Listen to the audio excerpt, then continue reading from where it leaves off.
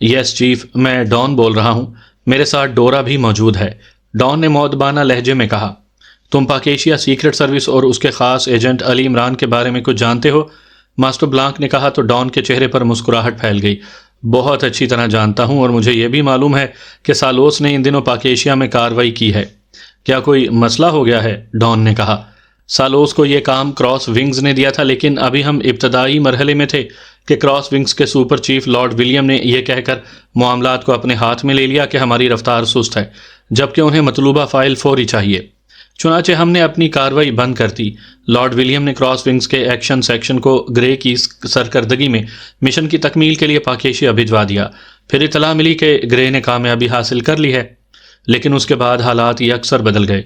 जो file grey ने हासिल की थी वो वापस अपने ठिकाने पर पहुंच गई और ग्रे को उसके पूरे सेक्शन समेत एक कोठी में गोलियों से उड़ा दिया गया।